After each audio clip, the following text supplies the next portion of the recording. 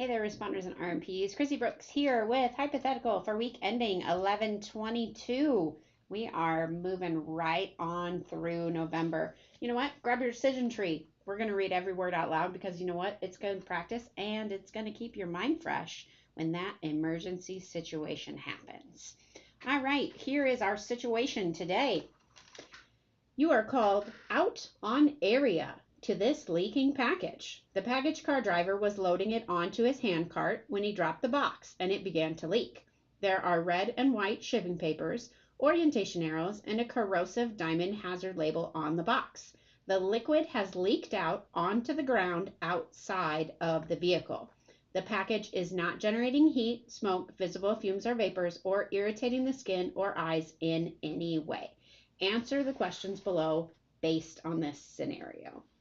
So I'm going to pause here. I'm going to let you go through your decision tree and we'll be right back. All right, so a lot of you are going to question this. Stay with me, okay? I will explain it all when we get to the waste disposal flowchart.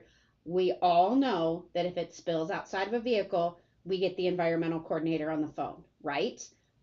But that does not come into play until we get to the waste disposal flowchart.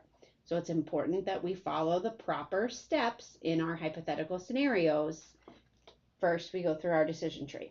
So our first box up here, we're getting all no's. We are not generating heat, smoke, visible fumes or vapors, not leaking too large of a quantity to absorb ourselves.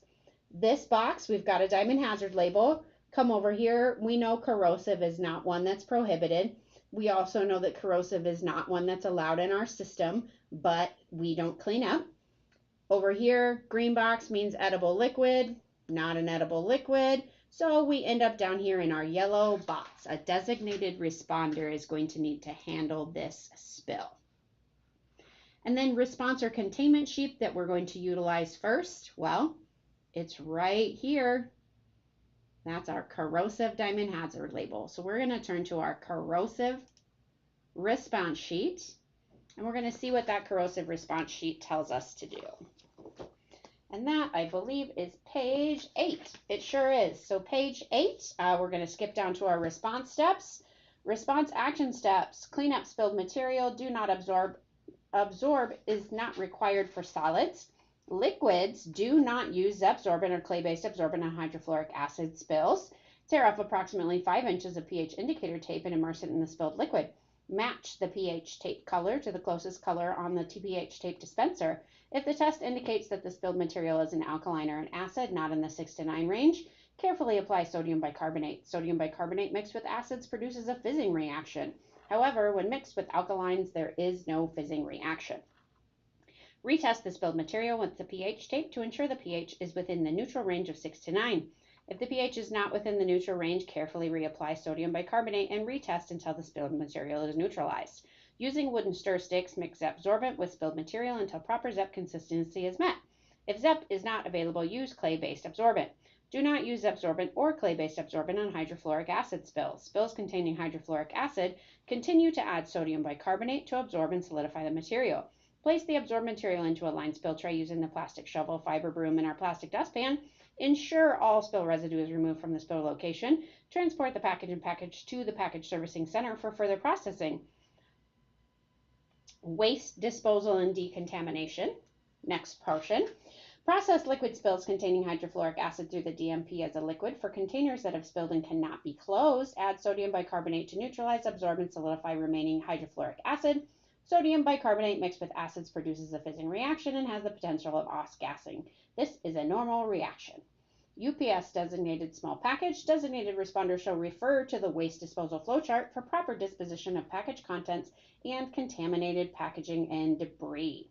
So we are going to go to then our waste disposal flowchart. So this told us test the pH, right? Because we're on our corrosive sheet. We're going through our decision tree. It hasn't told us that we need to call the environmental coordinator yet. So we're still going through this. ETT access, hopefully, yeah, you can get in there. If not, shoot me a contact. And then I know that I need to look at that waste disposal flowchart for every single leaker that I will dispose of. That is very important for this particular leaker, because if we were just following the decision tree, this decision tree never tells us to call our environmental coordinator, does it? It never says, if it's spilled outside of a package car, call the environmental coordinator. It never says that in the decision tree. That's why the decision tree and the waste disposal flow chart go hand in hand, because one complements and works with the other. You can't have one without the other. So the waste disposal flow chart, even though it's online, even though it's not in our books, is just as important as our decision trees.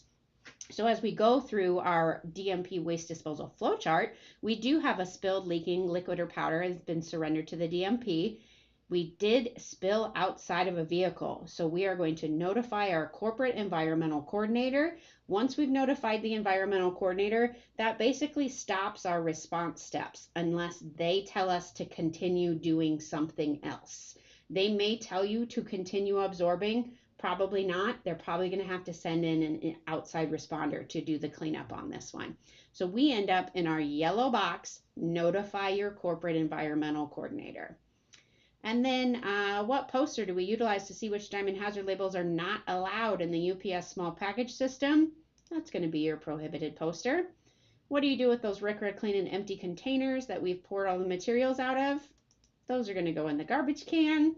And hopefully you've got your DOK done. If not, if this link is not working for you, shoot me an email and I will get you a copy of it. Everybody's favorite page, go ahead, get your information filled in. Make sure you're clicking that submit button at the end. I've already talked for almost 7 full minutes, so we're going to call it a day. Thank you guys so much for being here. I appreciate you being on my channel. I appreciate you watching my videos and learning along with me. Everybody have a great, safe week, and we're going to see you here next time.